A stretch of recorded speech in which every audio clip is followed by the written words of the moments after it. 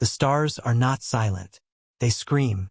In the stillness of void space, where even Vox traffic falls into uneasy whispers, there is one wound in the galaxy that no navigator dares look upon for long. A rent in reality, torn open by ancient sin and ceaseless war, where the laws of the universe do not bend but shatter. The Eye of Terror is not merely a place, nor simply a region of cursed stars. It is hunger incarnate. It is memory and nightmare woven together, gnawing upon the flesh of reality with every pulse of its crimson light.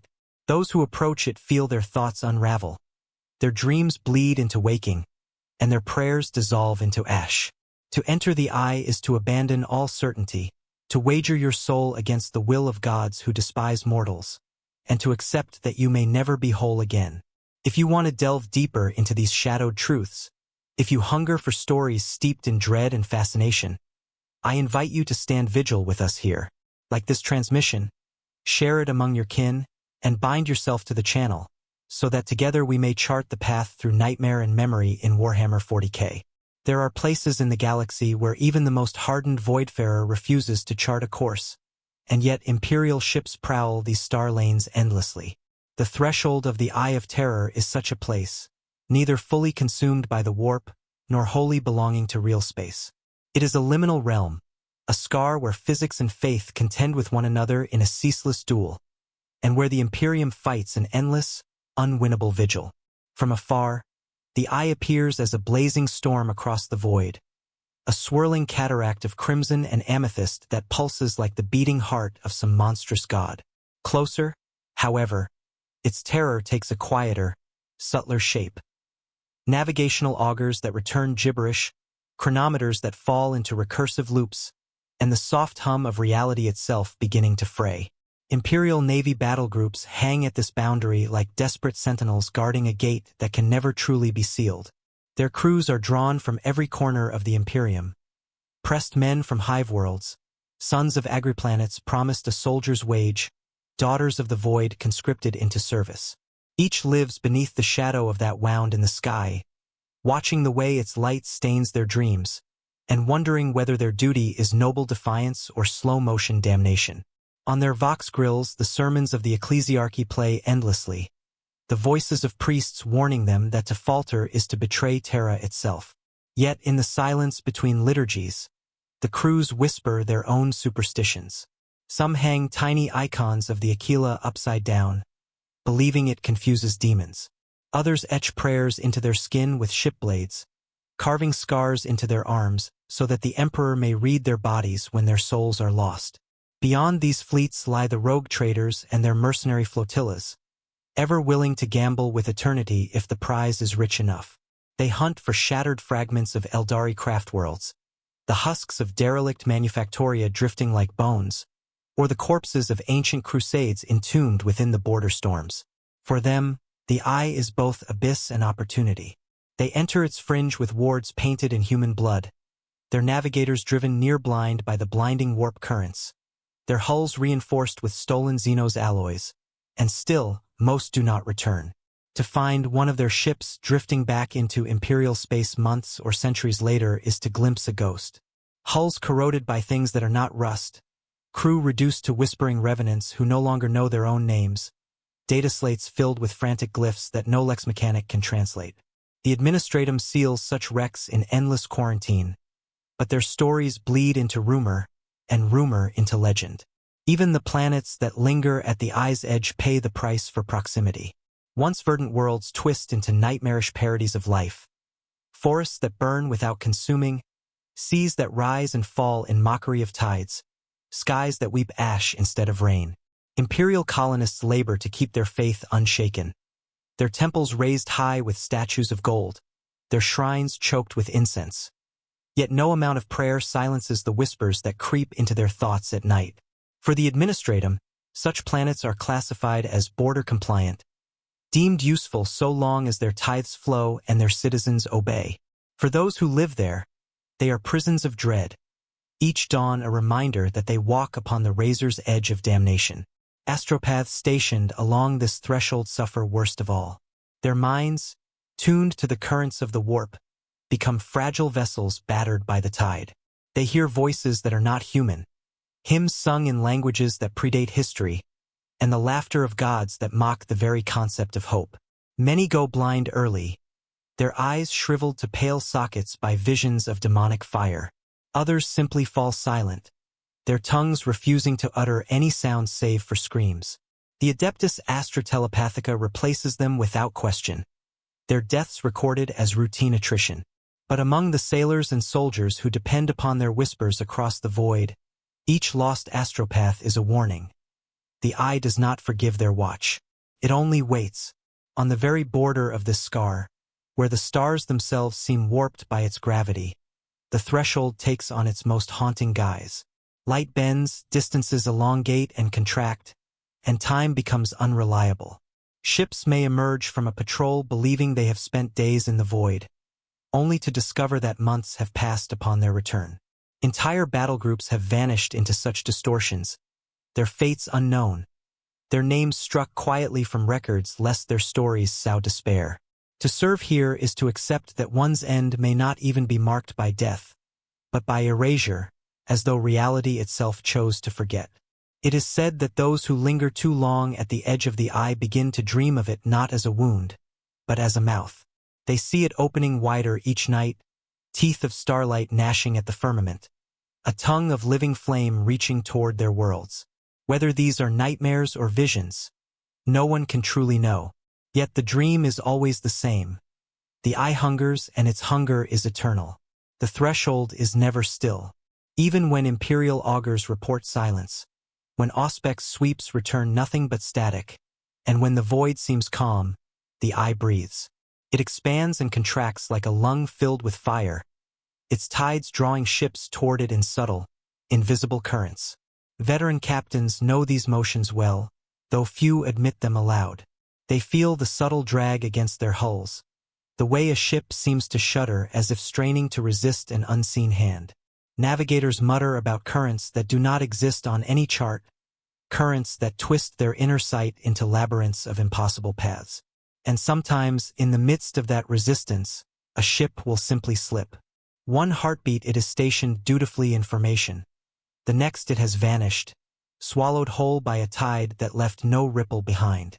For the survivors of such vanishings, if survivors ever return, the stories are disjointed things, broken by trauma and mistranslation. A gunnery officer from the battleship Sanctus Veritas once stumbled back into Imperial space aboard a crippled transport, her eyes glazed and her vox permanently fused to her jaw.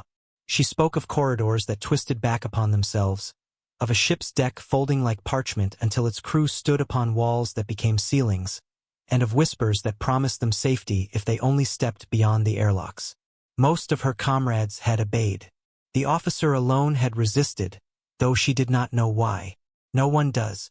She lived long enough to recount her testimony to the Ordo Hereticus before expiring mid-sentence, her lungs filling with salt water that appeared from nowhere. Such accounts are catalogued, filed, and suppressed. Yet they circulate all the same, carried from port to port by terrified lips. The rogue traders who dare the threshold are another matter. To them, such tales are not warnings but invitations. They sail their Baroque vessels into the shimmering chaos, driven by a hunger for relics that the Mechanicus would sanctify, or treasures that no forge world can replicate. Some return with vaults filled with artifacts, splintered Eldari wraithbone, ancient data coffers inscribed with pre-imperial code, or shards of blackened armor still burning with an unearthly fire. But the cost is always dearer than the profit. Their crews often emerge broken, skin covered in strange symbols that bleed when touched, minds filled with languages no lex mechanic can identify. Whole dynasties rise and fall upon such gambits, and among voidfarers it is whispered that no trader ever truly returns whole. They bring the eye with them, smuggled in their blood, hidden in the cadence of their speech, or lurking in the shadows of their holds. Yet not all who step into the threshold are merchants of fortune. For the desperate, it becomes a refuge. Renegade warbands, deserters of the Astra Militarum, or heretic cults fleeing the Inquisition seek the eye's edge as sanctuary. To them, Imperial space offers only chains or execution. Within the eye, there is at least a chance at freedom, though freedom is often indistinguishable from damnation. Such bands vanish quickly, their faith consumed by something older and darker than their rebellion. And yet their whispers persist, scattered through intercepted vox chatter or carved into the walls of derelict habs. Oaths of loyalty sworn to beings who wear human shapes but whose eyes burn like stars. Some inquisitors claim these are mere fictions, the inventions of frightened deserters. Others suspect they are the first tendrils of something vast, waiting for mortal faith to guide it into form. The planets closest to this scar live in perpetual twilight, their orbits bathed in the eye's baleful glow. Here, daily life is an act of endurance. Children are born with eyes that see into things that should not be seen. Crops sprout overnight and then wither before dawn. Cities endure storms of ash, lightning that burns cold instead of hot, or rains of glass that shred the flesh from the unwary. Administratum scribes dutifully record such calamities as environmental fluctuations. Their reports stamped and filed by distant clerks on Terra who will never set foot upon such cursed soil. But to those who live under that glow, survival itself is worship. They raise hymns each morning not to celebrate life, but to beg the Emperor for one more day before the sky opens and swallows them whole. Even the warp itself seems to grow impatient at the threshold. Astropathic signals bend and fracture, carrying fragments of transmissions across decades or centuries. A distress call from a mining colony might reach the Imperium 100 years after the colony has already burned to cinders. A fleet's cry for reinforcements may arrive only once its hulls have become part of the drifting wreckage scattered across the void. And sometimes, messages arrive before they are even sent, as though the eye delights in mocking causality. Such anomalies are studied in silence, filed away as curiosities. To acknowledge them too openly would invite panic, and panic is the seed of heresy. Those who stare into the eye for too long are changed, though not always in visible ways. Navigators speak of shapes glimpsed within its storms, vast silhouettes like wings stretching across 1,000 stars, or cities of impossible scale that rise and vanish within a heartbeat. Most attribute these visions to the strain of the warp upon their third eye, yet the fear remains that what they glimpse are not hallucinations, but truths too immense for mortal comprehension. A truth glimpsed and then forgotten, like a word too vast for the tongue to hold. And still, the Imperium holds the line. Fleet after fleet, crusade after crusade, soldiers and citizens alike are poured into the maw of the threshold, all to contain something that cannot be contained. They know the cost, though none will speak it aloud. They are not defending the galaxy from invasion. They are only delaying the inevitable. The order to advance came not with fanfare, but with the simple crackle of a Vox transmission, stripped of emotion by static. The Gloria Invictus, a lunar-class cruiser of the Imperial Navy, had been stationed at the edge of the eye for 12 standard years. Its hull was scarred from endless skirmishes with raiders, and its crew had grown gaunt under the constant hunger of rationing. When the order arrived, many of them did not cheer or weep. They merely bowed their heads, as though the decision had always been inevitable.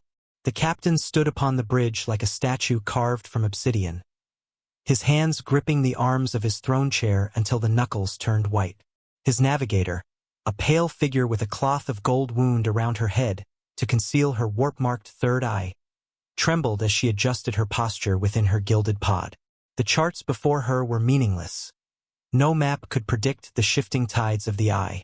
Instead, she turned inward, her consciousness stretching into the wound in reality. Already the ship groaned, its hull creaking as though braced against a storm.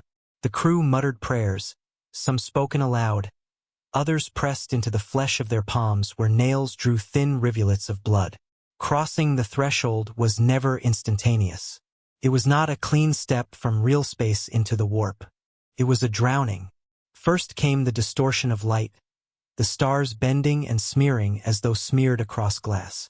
Then came the sounds, not through the vox, not through the hull, but in the skull, whispers seeping into thought, each word accompanied by the scent of burnt incense and rusted iron. Then gravity itself turned traitor, floors trembling as though the deck plates had become waves beneath the crew's boots. Some vomited in silence, others clutched rosaries until their knuckles bled. The Gloria Invictus shuddered as if caught in a current. Engines screamed, their machine spirits howling in pain. Tech priests sang hymns of correction, their voices raised above the thunder of failing conduits. Sparks rained across the bridge, showering officers with burning fragments. Yet no one moved to shield themselves. They all knew it would get worse. One by one, the ship's auspex stations went dark, their screens fracturing into spirals of nonsensical glyphs. The Vox relays filled with laughter, not from any living throat, but from the ship itself. The laughter of 1,000 children, high and piercing, echoing through every corridor. In the lower decks, panic spread like fire. Gunnery crews reported seeing shadows crawling across the walls, not moving with the flicker of the lumen strips, but moving against them, as though cast by a light that did not exist. Some claimed to hear their mothers calling their names from within the bulkheads. Others fell to their knees, sobbing, certain they had already died and the ship was merely dragging them into judgment. A handful tore at their uniforms and leapt into the reactor pits, believing they could escape the whispers by fire. The ship did not slow. Above, the navigator bled from her nose and ears as she wrestled with the tides. The golden cloth slipped, revealing her third eye, a socket burning with unholy light, pupils expanding and collapsing in frantic rhythm. She whispered directions, not in low Gothic but in some fragmented tongue, half Eldar, half demonic, words no mortal should have known. The captain listened without hesitation, repeating her guidance in clipped tones to his helmsman. There was no alternative but trust. Then the veil broke. The crew felt it not as sight, but as sensation. A tearing, a sudden emptiness, as though their lungs had been ripped open and filled with cold. Space unfolded before them, but it was no longer the star-speckled void they had known. The eye received them like a maw unhinging. Vast storms churned across a horizon without end, seas of fire clashing against mountains that writhed as though alive. Lightning storms arced across the heavens, each strike illuminating not sky, but vast shapes that hung motionless in the distance. Too large to be ships, too vast to be planets. For a single heartbeat, there was silence. The crew stared into the abyss, and the abyss stared back. Some wept, some laughed, some fell to the ground, gibbering. The silence ended when the first demonic voice filled the ship. It was not sound. It was understanding. Every crewman heard a phrase that felt carved into their souls, different for each, yet carrying the same intent. To one, it was the laughter of a lost child. To another, the weeping of a lover long dead. To a third, the grinding hunger of a beast without name. They did not share what they heard. They did not need to. Each knew it was the eye welcoming them home. The Gloria Invictus pressed deeper, its engines laboring, its shields collapsing under the weight of unreality. The first of its gunners raised his lost pistol and shot himself rather than listen further. His death was not unique, and yet the ship endured. It drifted forward into storms of nightmare, its hull illuminated by the glow of impossible suns, its name already being erased from Imperial records even as it crossed. To enter the eye is not to voyage. It is to surrender, and in surrender, reality itself is left behind. There are no stars inside the eye, not as mortals understand them. What light exists comes from storms of raw immaterium, veils of fire and shadow colliding in endless upheaval. To look upon them is to glimpse colors that have no name, hues that claw at the human mind until thought frays into madness. The Gloria Invictus drifted deeper, its hull groaning like a dying leviathan, and the men and women within her realized that every chart they had known, every map they had clung to, had been rendered meaningless. This was no void. This was a wound and the wound bled worlds. The first of these they encountered was not a planet as real space would define it, but something twisted into a grotesque imitation of one. A sphere of landmass orbited by rivers of flame, its surface shifting even as they watched. Mountains rose like breaking waves, then collapsed into chasms that howled with voices instead of wind. Forests of black iron sprouted across plains of ash, their branches writhing as if hungering for prey. When the cruiser's augers strained to scan it, the machine spirits screamed, flooding the decks with error code that took the form of prayer litanies written backward. The Mechanicus acolytes wept oil tears as they shut the systems down, their own flesh blistering as though the world had reached out to punish them. Yet this was only one vision among countless. Beyond it, further still, loomed seas that shimmered like mercury and surged against shores of flesh. Waves rose, and within their crests the crew glimpsed faces, thousands, perhaps millions, opening mouths to scream before dissolving back into foam. Some claimed to hear their own voices among them. Others swore they saw the features of dead comrades or lost family, only for the visions to vanish when challenged. And the deeper they pressed, the more such terrors multiplied. Time itself became treacherous.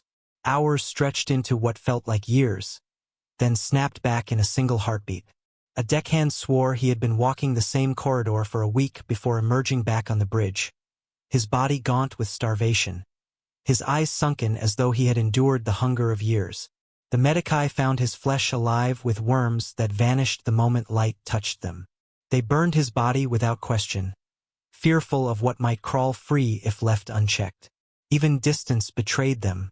The navigator charted a course toward a looming citadel rising on the horizon, a fortress of brass and bone that glared like a second sun. It seemed close enough to reach within an hour's burn. 3 days later, they had not drawn nearer.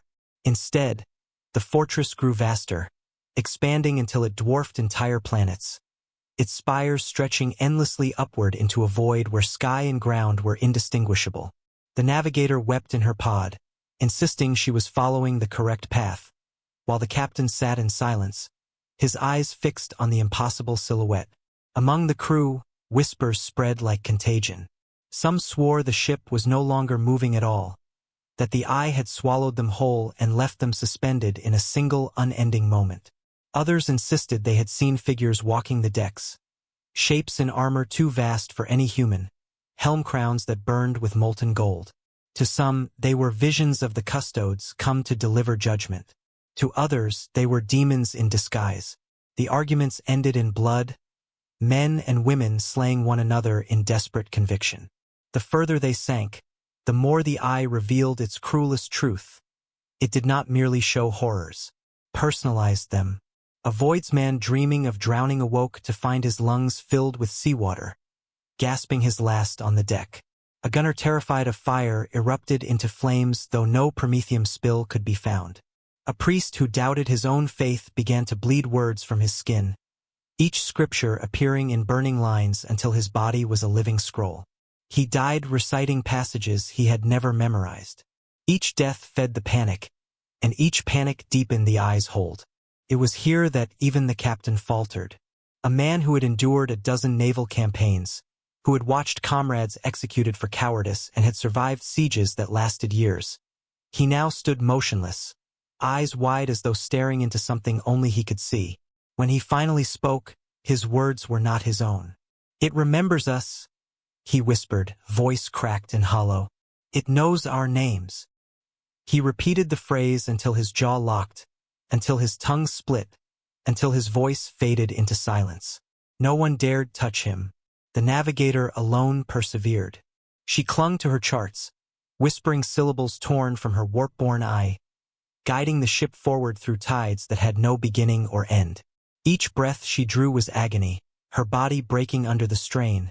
But she endured, perhaps out of faith, perhaps out of madness. And still, the eye unfolded before them, each new vision more blasphemous than the last. In this place, geography was irrelevant. What mattered was fear, desire, and despair. The eye molded itself around the mortals who entered it, weaving their souls into its fabric, shaping landscapes from their sins. Every storm, every fortress, every sea was a reflection, a punishment, or a temptation. The flesh of nightmares was not alien. It was human, and somewhere in the distance, beyond fire and shadow, something stirred, vast enough that the storms bent around it, subtle enough that no augur could trace its shape. The eye was watching, and it was waiting. The navigator's chance dragged the Gloria Invictus through seas of madness and toward regions where the eye's true rulers revealed themselves. No mortal tongue could name these domains, But the crew began to recognize patterns within the chaos, as if the warp were peeling back its skin to display its 4 festering hearts. The first they crossed was a realm of endless hunger. A continent of brass plains stretched beneath skies forever aflame, where rivers of blood carved canyons deep enough to swallow cities whole. The earth shook with every heartbeat, though no heart could be seen, and mountains cracked open to spill molten gore. Titans of muscle and chain battled in eternal fury upon the horizon, each swing of their weapons collapsing hills into dust. The crew knew without explanation whose kingdom they trespassed. Khorne, the Lord of War, whose throne was built from skulls both mortal and divine. Some Voidsmen collapsed to their knees in worship, howling for slaughter. Others begged the captain to turn away, insisting that to gaze longer was to invite frenzy. Those who stared too long began to bleed from the eyes, murmuring dueling prayers and curses until silence claimed them. The ship did not linger. The navigator pulled their course hard against the tide, guiding them into another domain, colder than the last. Here, a stillness hung like a shroud. Towering palaces of shimmering crystal rose in impossible geometries, stairways spiraling into infinity, towers turning inward upon themselves in patterns designed to crush sanity. Each surface reflected not the world, but the viewer's deepest doubts.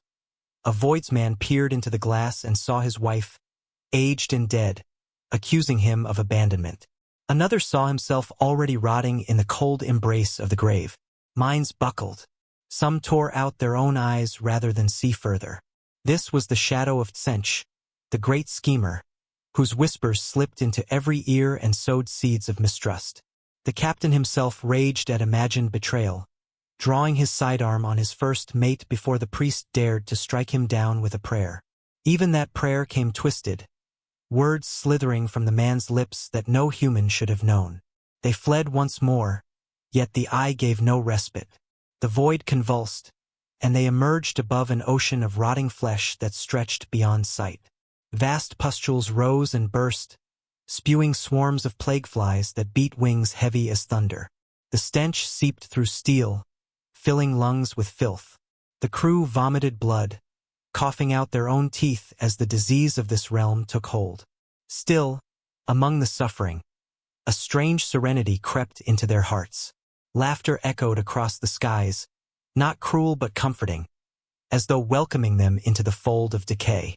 Some gave themselves willingly, leaping into the flesh sea with joy upon their faces, dissolving into its embrace. This was the garden of Nurgle, the Lord of Rot, where despair and mercy were one. The Medicae chanted litanies against pestilence until his tongue swelled shut and he choked on it. Yet worse still awaited them. They entered darkness deeper than void, punctured only by pulsating neon hues, colors that dripped like liquid down the walls of reality. A world of palaces too beautiful to comprehend stretched below, their domes and arches shifting in ways that stirred hunger in every soul who looked upon them. Choirs of laughter and ecstasy rolled across the void, voices both angelic and monstrous, promising pleasure, relief, and transcendence. The crew shuddered. Some wept openly, undone by desire they could not name. Others clawed their own flesh open as if to purge the craving. The realm pulsed with the will of Slaanesh, Prince of Excess, who fed on every shiver of longing.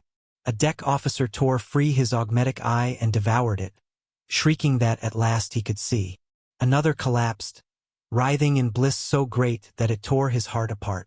In the span of days or minutes or eternities, for time held no anchor here, the crew had glimpsed all 4 dominions. Each passage left them weaker, their minds torn like sails in a storm, their souls thin as parchment. Yet the navigator pressed on, bleeding from her sockets, her voice cracked and raw. She spoke of a path, a narrow vein of stability winding through the nightmare, something old, older than chaos itself. The captain, silent since his possession, stirred at last. His lips split into a rictus smile, and in a voice not wholly his own he spoke. Deeper.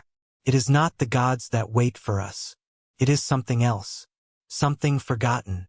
A chill passed through the decks, colder than the void and heavier than dread. The crew realized then that what they had endured was only the beginning. The eye had shown them its surface terrors, but its heart, its true abyss, still awaited. And with every moment it drew them closer. Silence lingered aboard the Gloria Invictus, though the silence was not empty. It was heavy, swollen with presence, as if unseen eyes crawled over every surface and burrowed into every thought. The crew dared not speak, for their own words no longer felt like their own. Even prayer faltered. Litanies to the Emperor stuck in throats, smothered by a suffocating weight of doubt. The priest tried to lead them once more in him, but his voice trembled, cracked, and finally broke. When he fell quiet, the Voidsmen looked away, ashamed to meet one another's gaze. Faith had been their lifeline. Now it felt brittle as glass. It began with whispers, not from the Vox, not from any mouth, but within the marrow of their bones. A deckhand polishing a lasgun heard his dead mother's voice, sweet and familiar, promising that he need only surrender his suffering to be with her again. Another, feverish with the memory of plague, swore he heard laughter bubbling at the edge of his mind, laughter that offered not cruelty but release from pain.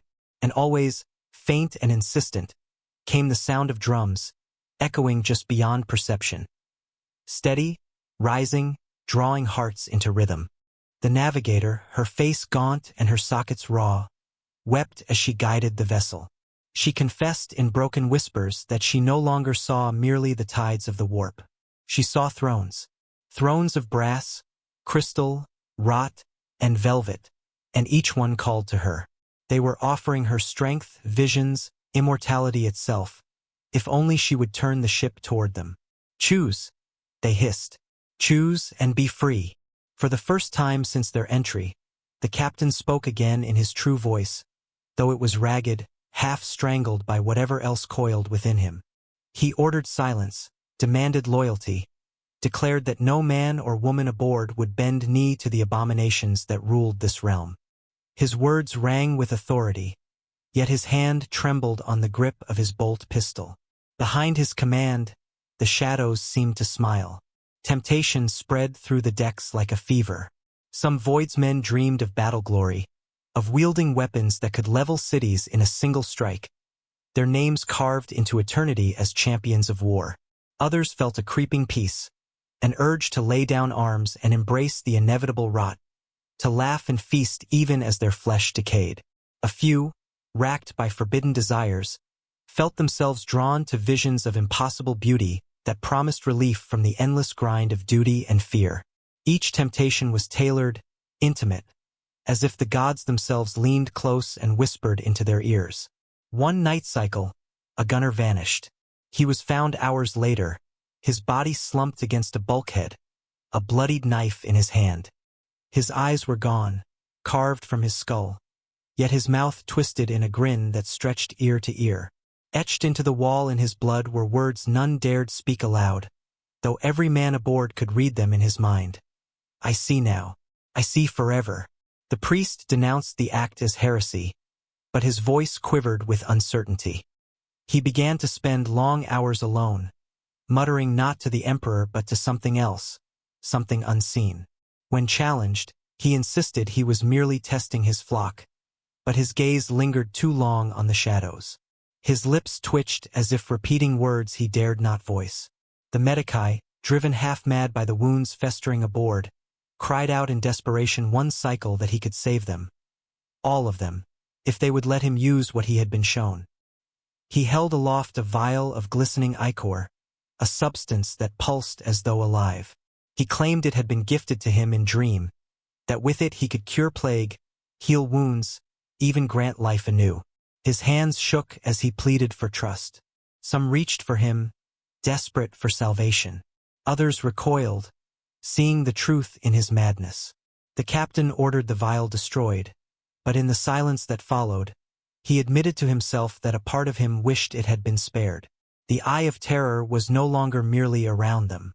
It was inside them. It shaped their fears, their desires, and even their prayers. The longer they lingered, the thinner the line became between survival and surrender. And in every corner of the ship, the gods waited, patient as spiders, spinning webs of promise and deceit. The crew began to understand the true horror of the eye. Not the storms, nor the demons, nor the landscapes of nightmare. It was the voice that whispered in the stillness, the soft hand that caressed the soul, the quiet suggestion that suffering could end if only they bent the knee. And for some, the choice was already made. The fracture began so quietly that few noticed. It was not the roar of mutiny, but the slow drip of doubt, the private bargains made in the dark. A handful of crewmen, once steadfast, now moved with strange conviction, as though they no longer belonged to themselves. Their eyes gleamed faintly in the gloom. Their whispers carried words no human tongue should know. They still saluted, still obeyed orders, but their smiles lingered too long.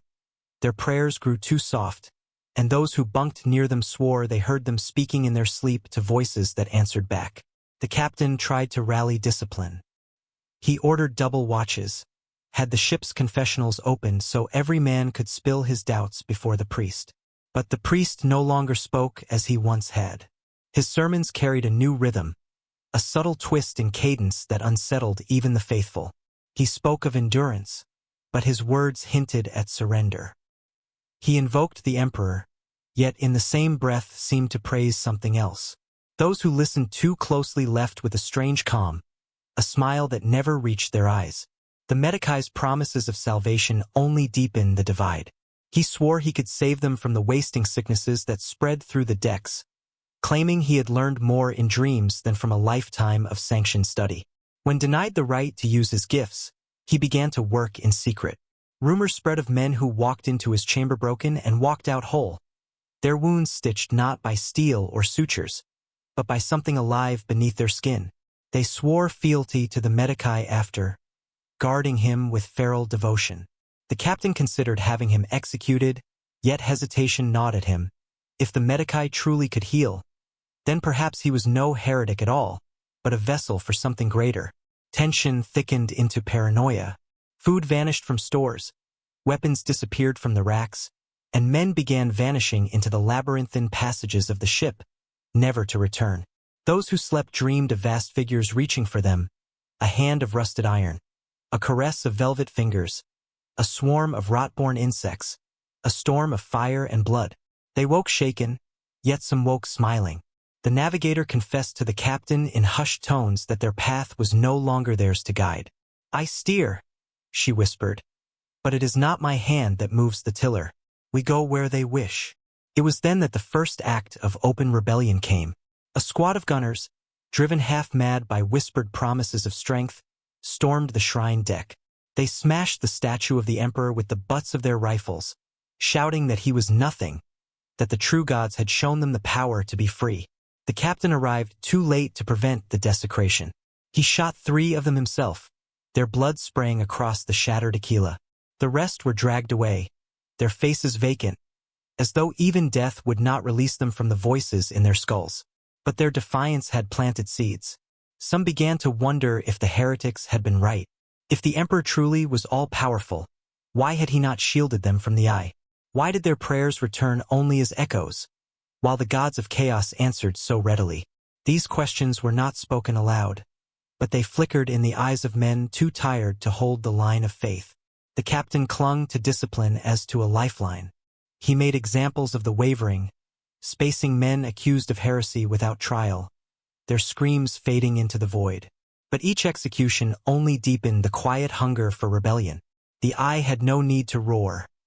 It conquered with whispers, promises, and the endless erosion of certainty. On the 30th cycle within the storm, the ship's fate shifted. The priest, once the soul of their devotion, knelt in the shrine of the shattered aquila. His hands trembled as he raised a censer, its smoke thick and sweet with unfamiliar incense. The crew gathered, desperate for guidance, and listened as he spoke words they had never heard before. Not hymns of the Imperium, but verses that praised decay as mercy, hunger as purity, and desire as truth. When he looked up, his eyes shone with a light that was not light at all. And in that moment, the crew knew that their last pillar of faith had fallen. The priest's fall broke the dam. What had once been whispers became open defiance, and what had once been doubt now blossomed into faith of another kind. The crew splintered overnight, not by rank or station, but by which voice in the dark had answered their secret prayers. On the gunnery decks, men daubed their skin with blood, chanting war hymns in a tongue they should not have known. They sharpened their bayonets until their palms bled, smearing crimson across their faces in grotesque mockery of devotion. The steady beat of phantom drums guided their frenzy, each strike of metal upon whetstone echoing in rhythm. They claimed Khorne had marked them, and they hungered for battle, for the spilling of blood to consecrate the ship. Elsewhere, in the shadowed maintenance passages, a congregation gathered around the priest. His voice had grown strong again, no longer broken by doubt, but empowered by a terrible certainty. He preached that decay was not an ending but a beginning, that rot was proof of life, and that through Nurgle's embrace, suffering became joy. Men and women infected with plague coughed and wept as they clung to his words, not fearing death but celebrating it as a baptism. Their laughter carried through the corridors, ghastly and warm, a hymn of contagion that unsettled all who heard it. The Medici drew his own following, a secretive circle that met in the infirmary's reeking chambers. Those who pledged to him received his cures, their wounds closing with flesh that pulsed and writhed as if something else lived beneath it. They spoke in low tones of a new order, of knowledge hidden from the Imperium, of ascension beyond flesh. The captain suspected their patron was Tsench, though none dared speak the name. Still, their eyes gleamed with hunger for change, their words twisting like serpents. And then there were those touched by beauty. The shrine deck, once a place of imperial reverence, had become something else entirely. Voices like choirs poured from its halls, though no instruments played and no singers were seen. A haze of color hung in the air, vibrant and impossible, and those who entered emerged transformed. They moved with elegance, their gazes dreamy, their smiles soft and knowing. They whispered of pleasures no mortal should name, of visions so exquisite they shattered the soul. Their devotion was to Slaanesh, though they never called it that, they simply called it truth. The captain tried to hold the bridge. Loyalists remained, veterans hardened by decades of void service, men who remembered the Skola's teachings, women who clung fiercely to their oaths to the throne. They patrolled the corridors with lasguns at the ready, reciting the creed of the Imperium under their breath. But their numbers dwindled with each cycle. Some defected quietly, lured by promise or vision. Others vanished, their bodies never found, perhaps claimed by the ship itself. Paranoia rotted what unity remained. The captain began to see betrayal in every glance. He executed an ensign for failing to salute quickly enough, then justified it as deterrence. His loyalists began to fear him as much as they feared the heretics. But in the eye even loyalty was poisoned. The line between faith and fanaticism blurred, until the captain's commands seemed no less desperate than the heresies he condemned. The breaking point came when the factions finally turned upon one another. On the 37th cycle, the gunners loyal to Khorne stormed the shrine deck, their howls echoing against steel bulkheads. They carved through Nurgle's followers with brutal joy, hacking apart plague-ridden bodies that fought on even as their entrails spilled to the floor. The air filled with the clash of blades, the wet slap of flesh, the shrieks of laughter and agony woven together. The corridors became rivers of blood, and still the drums pounded in every skull. The captain ordered his loyalists to seal the decks, but the chaos spread too fast.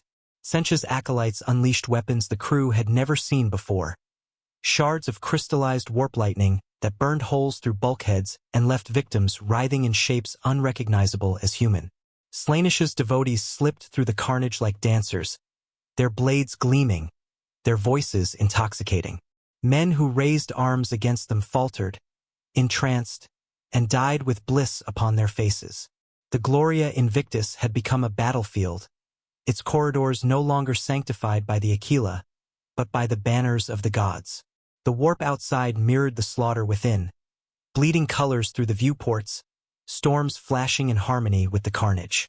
Reality itself bent to the will of chaos, and the ship that had once borne imperial duty now drifted as a shrine of rebellion, a fragment of the eye made manifest. Through it all, the captain remained upon the bridge, bolt pistol in hand, whispering prayers he no longer believed. He watched his ship dissolve into heresy and war, and for the first time, he wondered if the Emperor could even hear him here, or if, perhaps, the silence of the throne was the truest answer of all. The ship was no longer a vessel. It was a wound, a living scar adrift within the eye. Every corridor groaned with voices. Every bulkhead wept with condensation that stank of blood and oil. Every lumen flickered in patterns that seemed too deliberate to be chance. The Gloria Invictus had lost the shape of a warship and become something stranger. A shrine to torment, a mirror of the madness outside. The survivors who clung to loyalty gathered on the bridge and its adjoining chambers. They barricaded the hatches, welded the doors, and scrawled the Aquila upon the walls in their own blood when paint ran out.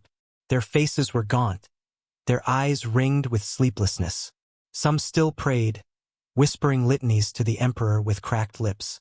Others sat in silence, staring into nothing, their faith eroded into exhaustion. The captain walked among them, his presence the last tether that held them together, though he himself was unraveling. He no longer slept. His hair had gone white in patches, his hands shook when he thought no one watched, and sometimes his words trailed into murmurs of voices not his own. Outside the barricades, war continued. The factions devoted to the gods no longer merely fought one another.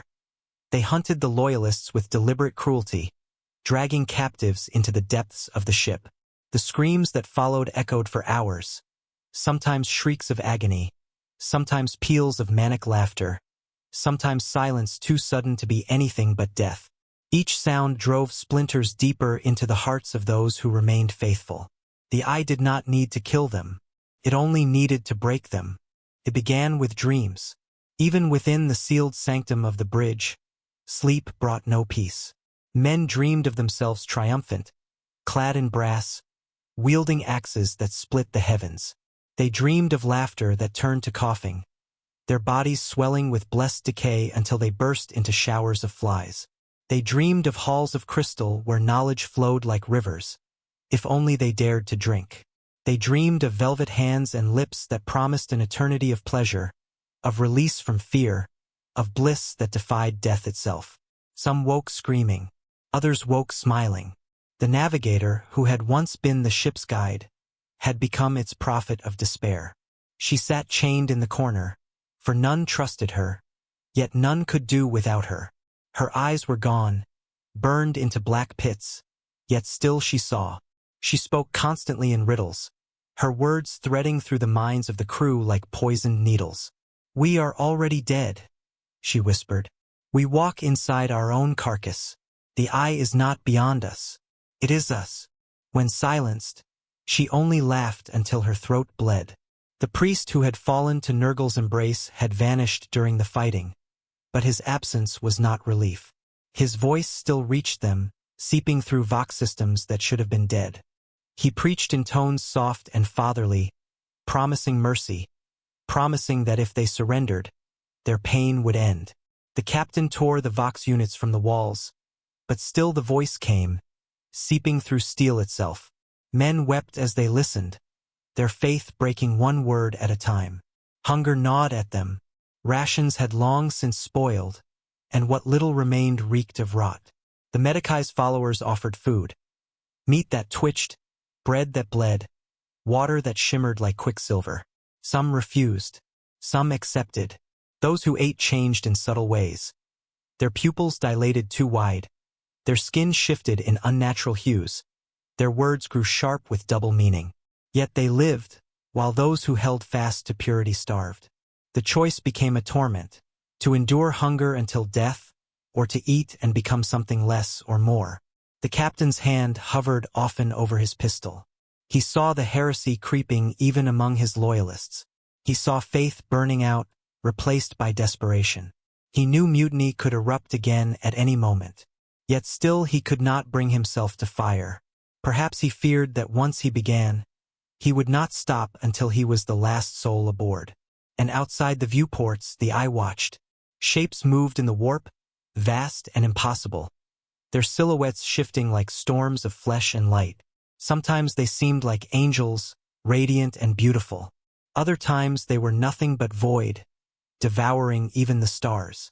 The crew gazed upon them in awe and terror, wondering if they looked upon gods, demons, or reflections of themselves. Day by day, their prayers grew quieter. The emperor's name felt distant now, an echo swallowed by storms. Some clung to it still, but their voices trembled. Others dared not speak it, fearing the gods of the eye might hear and punish them. The silence that followed was worse than any scream. The Gloria Invictus drifted deeper, and every soul aboard felt the weight of truth pressing closer. Flesh could endure wounds, steel could endure war, but the soul was breaking. The silence did not last. It never did. The eye was patient but never still. Its whispers grew bolder, its visions sharper, as though the survivors had been softened enough to receive what lesser men could not endure.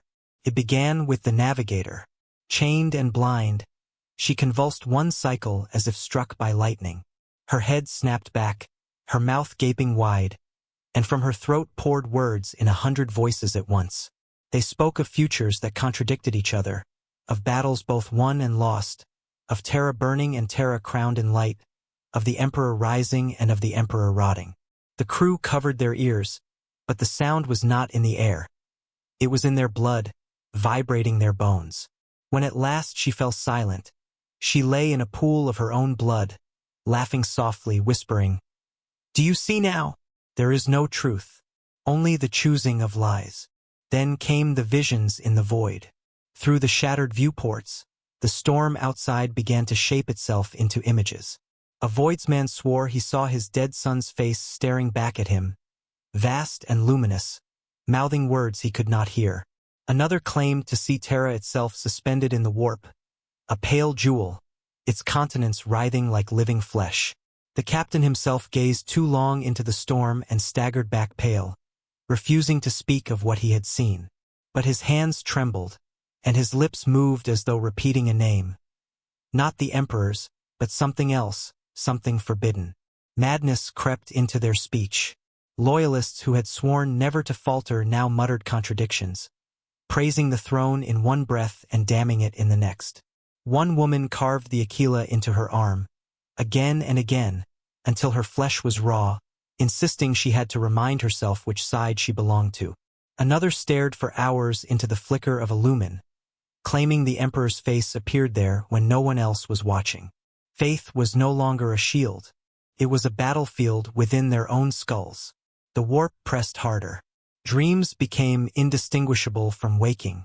A helmsman collapsed mid-duty, insisting he had lived a lifetime as a king in a golden palace, ruling over millions who chanted his name.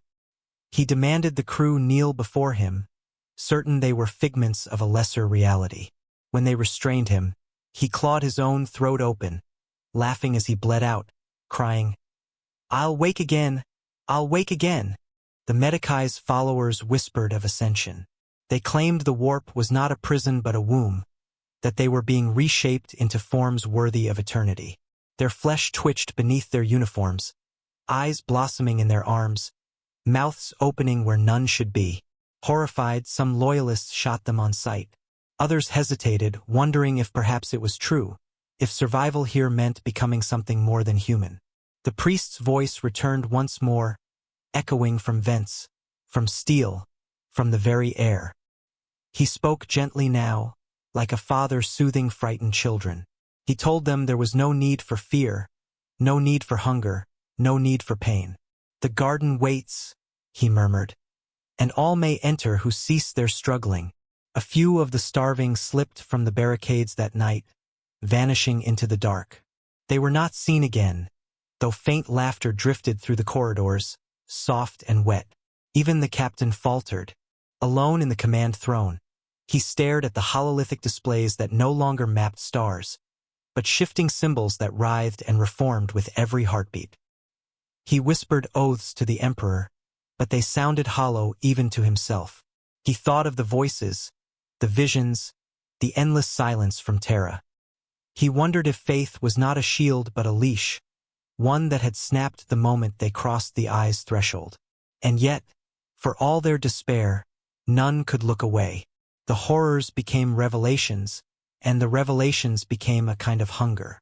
To know even if it destroyed them, to see even if it blinded them. The eye was not merely breaking them, it was teaching them. One cycle, as the storm outside surged with light brighter than suns, the survivors gathered at the viewport despite themselves. Shapes rose from the warp, not demons, not ships, but forms so vast they blotted out eternity. Their outlines shifted. A warrior crowned in fire, a mother cradling a corpse, a beast gnawing its own heart, a throne of golden light cracking open. The crew fell to their knees, weeping, laughing, screaming. Some begged for mercy. Some begged for more. The eye had begun to show them its truths, and none who saw them would ever be whole again. The breaking point came not with violence, but with silence.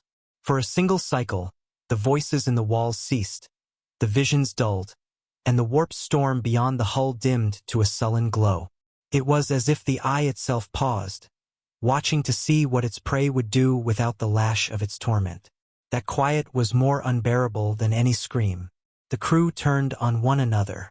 Suspicion had always lingered, whispered behind barricades, traded in looks when rations were passed. But now it erupted. Accusations flew. One man claimed the Medicai's acolytes had poisoned the food supply. Another insisted the priest's unseen voice guided traitors through the decks. A fight broke out over a crust of ration, and before it was finished, 3 lay dead, their blood soaking into the rusted plates. No one spoke the words murder or sin. Such concepts had become weightless, hollow as the Emperor's distant light. The Medicai's followers grew bold in the chaos. They no longer hid their mutations, stripping away the tatters of cloth to reveal the warp's gifts blooming across their flesh. Their skin pulsed with veins that glowed faintly in the dark. Their eyes reflected the storm's hues. Their voices harmonized in unnatural unison. They declared themselves chosen, the vanguard of a new humanity. When they offered the others a chance to join them, most recoiled in horror, but some hesitated, torn between loyalty to a distant, silent emperor and the immediate promise of transformation, of survival. The captain tried to rally discipline. He strode into the mess, his voice hoarse but commanding, demanding loyalty, demanding faith. He spoke of Terra, of the throne, of duty eternal. But his words rang hollow. The warp had shown them too much. His authority was no longer absolute, but contested by visions, by whispers, by the very air. When one of the Medicai's flock spat at his feet, calling him blind to truth, the captain shot him without hesitation. The corpse twitched on the floor, its eyes still glowing faintly even in death. That shot was the spark. The loyalists and the ascended turned on each other with feral desperation. Makeshift weapons clashed, iron bars against scalpels, jagged plating against lossfire scavenged from the armory. Screams echoed through the decks, not of fear, but of frenzy. It was no longer a crew but a pack of beasts tearing itself apart while the eye looked on in silent amusement. The navigator, once the vessel's link to the stars, was dragged into the conflict. Blindfolded, she wept blood as both sides demanded her allegiance. The loyalists begged her to swear herself again to Terra, to serve as their guiding soul. The ascended urged her to tear off the blindfold and look fully into the warp, to lead them into their true inheritance. She laughed, high and broken, and whispered that both paths led to the same place. Then, before anyone could stop her, she tore free her bindings and turned her ruined eyes toward the viewport. Her scream shook the entire deck. When she fell silent, nothing remained of her but ash, drifting like gray snow across the floor. In the aftermath, silence returned, heavier than before. Survivors staggered away, their numbers halved, their loyalty shattered. The captain sat alone, his hands stained with blood, his gaze fixed on nothing. Those who remained loyal clustered around him out of habit rather than belief, while the warped acolytes retreated deeper into the ship's bowels, chanting softly, their voices weaving with the distant murmur of the priest. But even those who claimed loyalty were not untouched. One woman confessed in whispers that she saw her dead family walking beside her in the corridors, smiling, urging her to follow. Another man clutched a data slate he swore contained the Emperor's final words, though none could read the gibberish symbols scrawled across its surface. Faith and madness were now indistinguishable. The eye had achieved its purpose. It no longer needed to press them with horrors. They carried the warp within themselves. Every bond had broken, every certainty unraveled. There was no crew, no unity, no cause. Only fragments, each staggering toward their own ruin. And somewhere, deep within the hull, the priest's voice whispered again, softer now, tender, as if congratulating children who had finally accepted a painful lesson. The soul must break, he murmured, before it may be remade. Those words lingered long after his voice faded, settling into the marrow of every survivor like a seed waiting to bloom. The survivors did not sleep anymore. Dreams and waking were the same, a single unbroken hallucination that shifted with every breath. Hunger gnawed at them, but even that primal ache had dulled, replaced by visions so vivid they seemed to feed upon the marrow itself. To close one's eyes was to see endless palaces of gold or abysses of fire. To open them was to find only rust and blood. The captain clung to his rituals. Each cycle, he stood before the shattered Aquila plate bolted to the command dais and recited the litanies of faith. His voice grew weaker with every repetition, yet he forced the words out, as if the sound alone might keep the ship anchored to reality. The few loyalists who still gathered around him listened not out of conviction, but out of desperation, their eyes hollow, their lips trembling. They prayed not to live, but simply to delay their deaths, to keep from becoming what stalked the other decks. For the acolytes of the Medici, there was no such hesitation. Their transformations advanced with terrifying speed. Fingers fused into claws, voices split into layered harmonics. Skin glistened with warp-born iridescence. They celebrated each change as a sign of favor, chanting hymns of ascension while carving symbols into the bulkheads. Their leader, once a quiet surgeon, now stood tall and radiant with eyes that bled light. He spoke of a new dawn, of casting aside frail flesh to join the warp as eternal beings.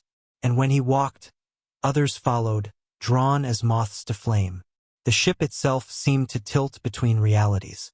Corridors folded into themselves, leading the weary back to where they had begun. Compartments elongated, stretching far beyond their true dimensions, filled with shadows that moved independently of light. Vox grills whispered even when unpowered, carrying fragments of forgotten languages, some human, others utterly alien. The warp was no longer outside. It had poured into the vessel, filling it, reshaping it, remaking all within its steel skin. One by one, the loyalists broke. A woman who had sworn never to yield vanished into the Medici's flock, her face split by a blissful smile as she allowed her flesh to be marked with their living glyphs. A man once proud of his rank collapsed before the captain, begging forgiveness, then fled screaming into the dark, never to be seen again. Another simply walked to the viewport, pressed his hand against the glass, and whispered a child's lullaby until the storm beyond claimed him in a burst of light. The captain himself faltered. In the quiet hours, when none watched, he stared at the shifting hololiths, his lips moving in silent prayer. Yet the names he mouthed were not always the Emperor's. Sometimes they belonged to things without form, promises without truth. He still carried his sidearm, still barked orders, but there was hesitation now, a flicker of something unmoored in his eyes. The warp had broken his soul as surely as it had his crew's. The priest's voice grew nearer. No longer confined to the vents or echoes of steel, it seemed to walk the corridors, footsteps soft, words gentle. Survivors swore they glimpsed his shadow passing around corners, a tall figure with hands outstretched, beckoning. He whispered not threats, but comfort. He spoke of release, of surrender, of the futility of struggle. His words clung to the air like incense, sweet and suffocating. Some followed without resistance, disappearing into the dark, their screams cut short or transformed into laughter. By then, hope was no longer a concept. It was a memory, fading like the taste of real food or the sight of an untainted star. What remained was choice, not between survival and death, but between forms of surrender. Some surrendered to the emperor, clutching their litanies as if they were lifelines. Others surrendered to the warp, embracing its mutations as gifts.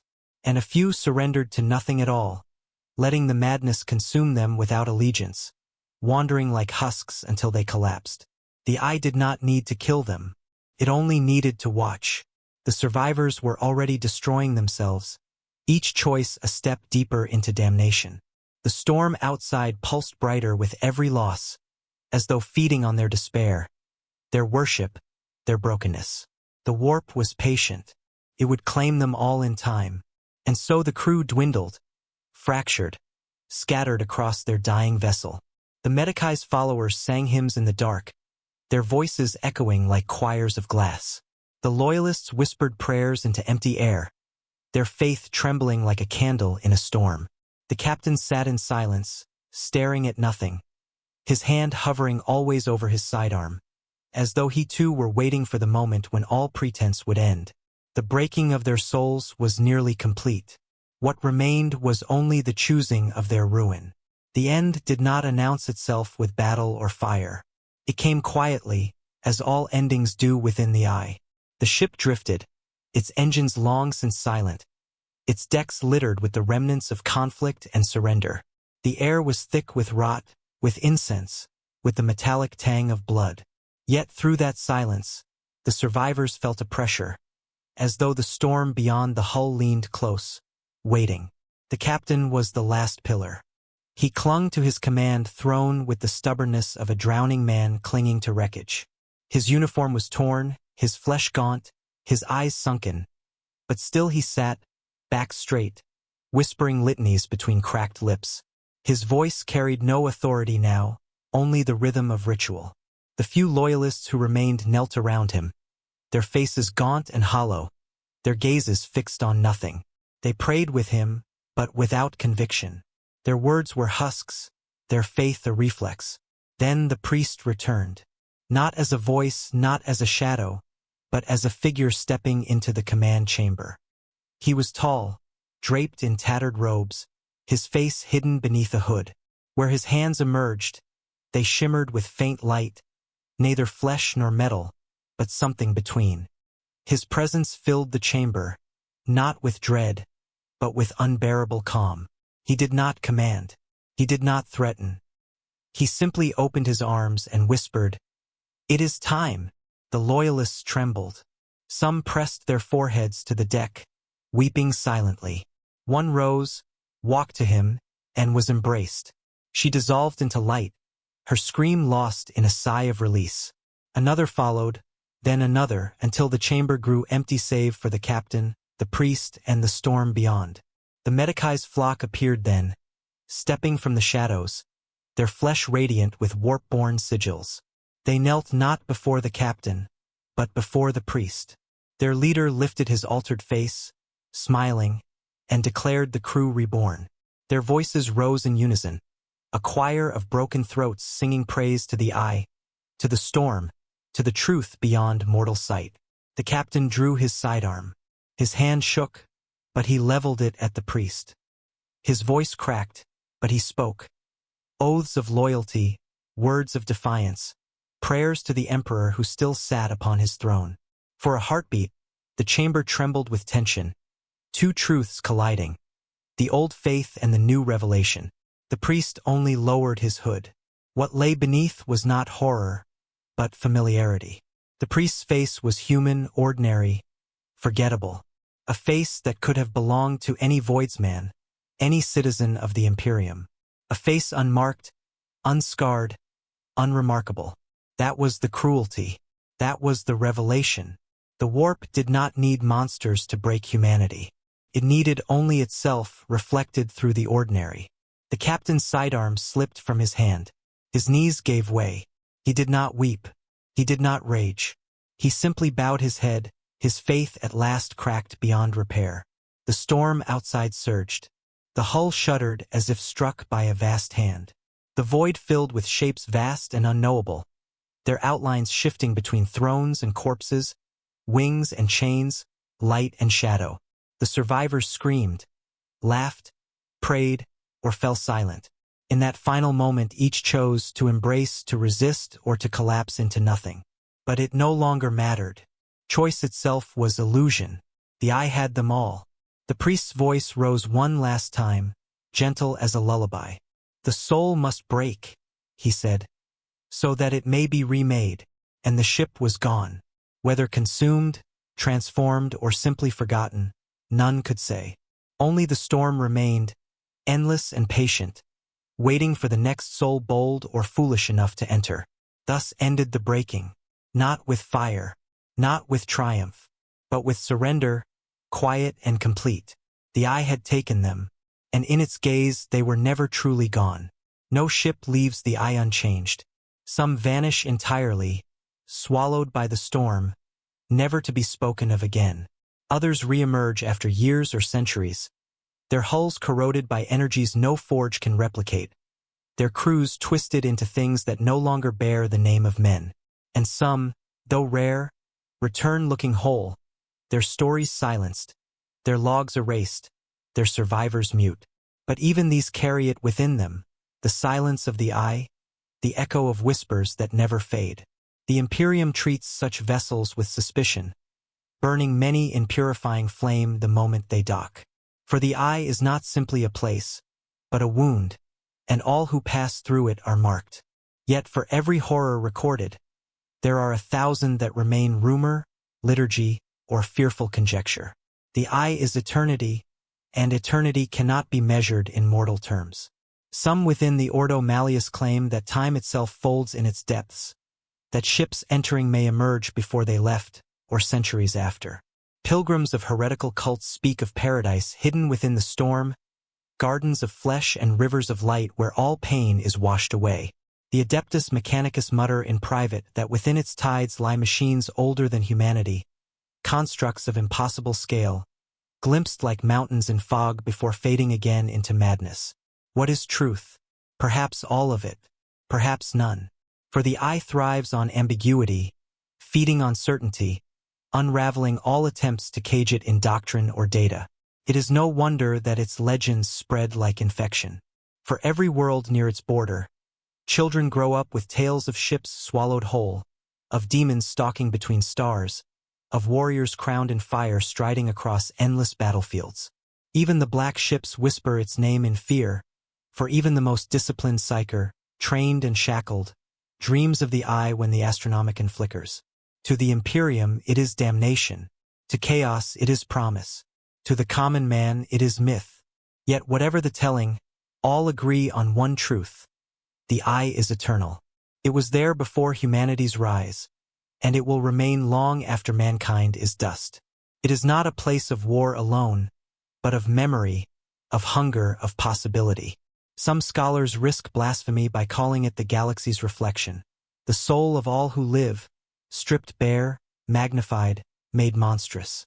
The ship that vanished within its depths was not the first, nor will it be the last. Across 10,000 years, fleets have burned, chapters have been broken, empires within empires have risen and fallen in its currents. The Imperium does not speak of them, for to dwell too long on such fates is to invite despair. Yet their echoes remain, half-remembered in prophecy, scattered in cult songs, etched in demonic scripture. Each broken soul adds to the storm. Each ship that falters swells its tides. The eye is not simply fed by chaos. It is chaos, alive, growing, never sated. Some whisper that the eye is hungry, not merely for flesh, but for memory itself.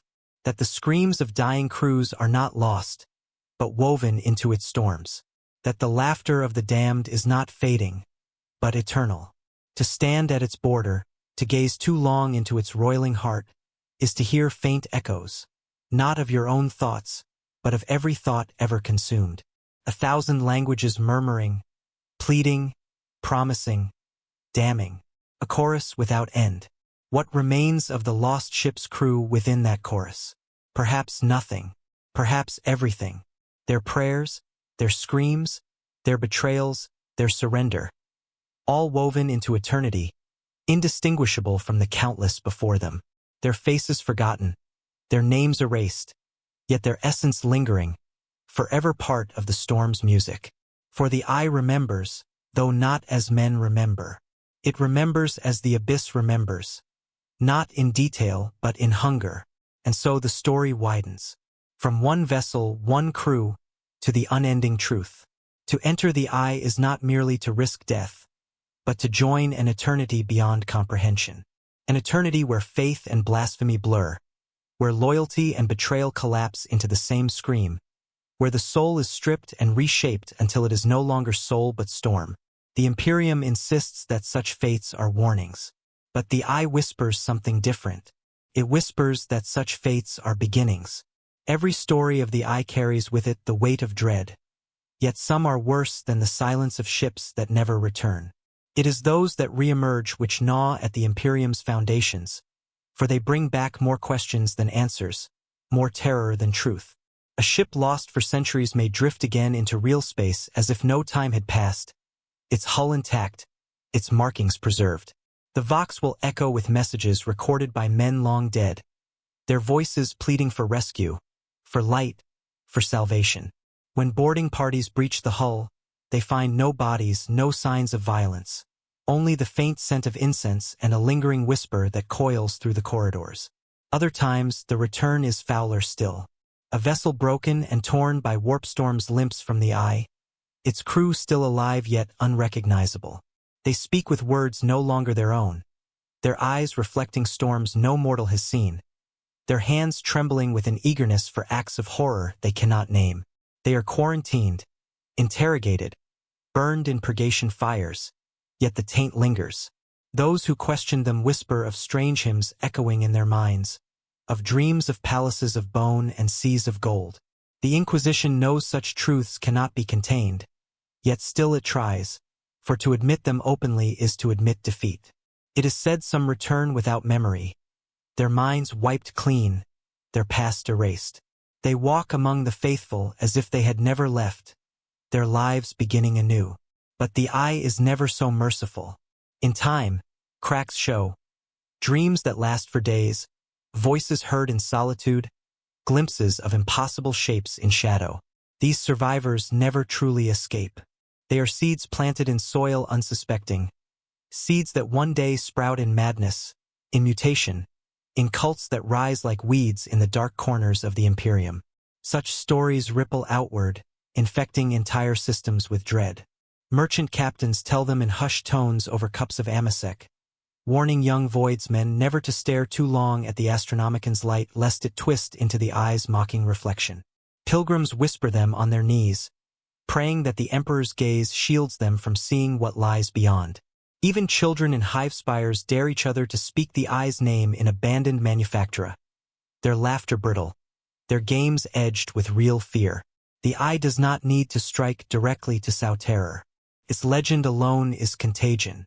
And yet, not all who hear the stories recoil. Some lean closer. Rogue traders dream of riches buried within its shifting stars, treasures beyond imagining waiting for those bold enough to claim them. Heretical scholars argue that within its tides lies not damnation but knowledge, forbidden truths that could unravel the chains of ignorance that bind mankind. Cults sing hymns not in fear, but in longing, promising their followers that to walk into the eye is to be remade, to shed mortality, to taste eternity. What the Imperium calls horror, they call promise. What the Imperium calls damnation, they call freedom. The myths spread further still. On shrine worlds, preachers speak of the eye as a crucible of faith, warning the faithful that only the strongest belief can survive its gaze. On war fronts, commanders use its name as a curse, promising their soldiers that any who falter will be cast into its storms. Within the Black Library of the Eldari, fragments of prophecy speak of the eye as a wound born of their own folly, a scar that will never heal, a reminder of their civilization's fall into excess. To them, the eye is not mystery but guilt eternal. Yet perhaps the cruelest myth is the one whispered by psychers. Shackled, drugged, and dragged aboard black ships, they dream of the eye. They speak of voices calling their names from within, of hands reaching through the warp to guide them home. Some scream in terror, others smile in bliss. For them, the eye is not an enemy but a parent, a beacon brighter even than the Astronomicon. The Inquisition denies such claims, branding them lies born of madness. But the Psyker's dreams are too consistent, too vivid, too frequent to dismiss entirely. These are the stories that haunt the Imperium. Not the silence of the lost, but the return of the broken, the half-changed, the haunted. For what men can dismiss as myth becomes undeniable when it walks again among them, breathing their air, speaking their tongue, carrying the eye within their gaze. The eye is not distant. It is here, in the whispers of survivors, in the mutations of the faithful, in the trembling prayers of children. And each story told ensures the eye's eternity. The Imperium, in all its vast machinery of repression, tries to choke the stories at their roots. Censors purge records, preachers are silenced, witnesses vanish into the void, and entire settlements are quarantined beneath the shadow of the Inquisition. Yet the eye is not so easily hidden. For every tale burned, another ignites in the minds of the fearful. For every cult executed, a martyr's legend is born. In its futility, the Imperium becomes complicit. The very act of suppression grants the myth's weight, as if the authorities' terror confirms their truth. Chaos thrives in such shadows. It does not need to whisper directly when mortals do the work themselves. Every hushed conversation, every forbidden chronicle, every child's dare fuels the warp's appetite. The stories twist as they spread, mutating with each retelling, but always they circle back to awe and dread. Some say the eye grows brighter with every tale, a wound deepening as mortals pour their fear into it. Others claim the warp itself stirs the myths, guiding tongues and dreams so that its hunger may never starve. It is not only mortals who are caught in this cycle. Even among the Adeptus Astartes, whispers slip through. Battle brothers returning from crusades against the forces of chaos have spoken, in private, of foes who bore their own faces, twisted reflections of what they might become should their vows falter. Entire chapters have disappeared into the storms of the eye, their names stricken from Imperial records, their deeds forgotten by decree. And yet, the soldiers of the Imperium still murmur of them. The ghost chapters, the betrayed, the ones who march again from the eye clad in corrupted ceramite. Silence breeds fascination. Prohibition sharpens hunger. Thus the eye endures not only as a rift in space, but as a rift in thought. It is a paradox the Imperium cannot seal. To speak of it is to spread its corruption, and to suppress it is to lend it power. This is the eye's eternity, not merely a storm of stars, but a storm of stories. Consider the pilgrim who hears a fragment of a tale on a shrine world. That the eye is the emperor's crucible, a test for souls. Fear sharpens into faith, faith sharpens into zealotry. He believes his death in service will cleanse the wound, and so he hurls himself against chaos with holy fury. In his mind, the eye has become a divine trial. Chaos feeds on his death all the same. Or the heretic scholar, poring over censored tomes in the black vaults of forbidden archives. He reads of a ship that returned with crew untouched by time, their words filled with riddles of eternity. He convinces himself that the eye is not corruption, but transcendence. He spreads his interpretation and others follow. Soon, another cult rises, and with it another seed of chaos. Even the Eldari cannot unshackle themselves from its echo. To them it is the wound of their own arrogance. Yet by remembering it, they keep it alive. The eye thrives on memory as much as belief, on guilt as much as worship. And so it spreads, immortal in thought. The Imperium calls it blasphemy. The Inquisition calls it contagion. The Mechanicus calls it anomaly. But for chaos, the truth is simple. Every word spoken of the eye, every fearful glance toward its storm, every act of suppression cloaked in secrecy, all of it is fuel. All of it is worship, though none dare admit it. The eye does not end because it does not need to strike. It only needs to linger, to be recalled, to be feared. It is less a wound in the galaxy than a scar on the soul of mankind. And scars, once carved, never truly vanish. They are retold, retouched, relived. That is why it endures, not as a place but as a permanence. For in the grim darkness of the far future, the eye does not fade. The Imperium may forget, but memory is chaos's domain. The eye will live as long as stories are told, as long as mortals dream, as long as fear survives in the hearts of men. And in that sense, the Eye of Terror has already won. In the end, the eye does not need to consume all of reality to triumph. It has already seeped into the marrow of existence, into the fears and prayers of every thinking creature that gazes upon the stars. It is the wound that reminds humanity of its fragility, the proof that even the might of gods can falter and bleed. It endures because it has become more than space and storm. It has become a symbol, and symbols are harder to kill than flesh, harder even than worlds to erase. For some, it is a tomb, the grave of civilizations swallowed by their own excess. For others, it is a promise, the possibility of power beyond comprehension, waiting for those bold or foolish enough to take it. For the Imperium, it is a curse they cannot seal, a scar they dare not admit festers at the heart of their dominion. For chaos, it is a mirror held against all life, showing them not what they are, but what they could become if they surrender to temptation. Across the galaxy, its pull is subtle, relentless, eternal. A manufacturing worker on a distant hive world dreams of black suns and rivers of fire, never knowing the warp has brushed her thoughts. A guardsman fighting in the trenches of a forgotten war whispers that he can feel the storm watching him, and his squad listens, fear blooming in their hearts. An inquisitor, alone in his sanctum, stares at a star map and lingers too long on the rift, wondering if his duty is protection or denial. In such ways, the eye spreads without ever moving. It is everywhere because it is remembered, and perhaps that is its true weapon. Not demons, not traitor legions, not the tides of war it vomits forth. Those are but manifestations. The true strength of the eye is that it cannot be forgotten. Even if the Imperium destroyed every ship that sailed near it, even if every record were purged, even if silence fell across 100 million worlds, the memory would remain. In nightmares, in myths, in the unspoken dread of empty skies. That is immortality of a kind the Imperium cannot fight. It is said that when the Astronomicon falters, when the Emperor's light gutters low, the eye will flare brighter than 1,000 suns. Perhaps this is no prophecy, but a reflection of truth. The Imperium's fear sustains it as surely as chaos itself. The eye does not need victory on the battlefield when it already lives rent-free within the hearts of mortals. Every candle lit in prayer, every sigh of dread, every denial uttered in trembling voice is another chain of memory binding reality to its presence. And so, the eternity of the eye is not measured in years, but in whispers. It will endure as long as fear does.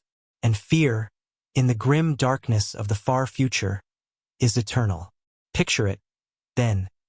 The galaxy spinning in cold silence, 1,000,000 stars burning against the void, and there, forever, a wound of impossible light. A storm that is also a story. A tempest that is also a memory. A presence that is also a promise. The Eye of Terror, endless, watching, hungering, waiting, and perhaps, when the last fortress of the Imperium crumbles, when the final echo of humanity's prayer fades into the void, it will not be demons who claim the remnants. It will be silence, filled with the eye's watchful eternity. For the galaxy itself has already been scarred, and scars are forever. This is the fate of those who enter the eye. This is the fate of those who speak of it. This is the fate of all who live in its shadow. To remember is to keep it alive, and in remembering, mankind ensures it will never end. The Eye of Terror is eternal, and in its eternity so too is the doom of the galaxy.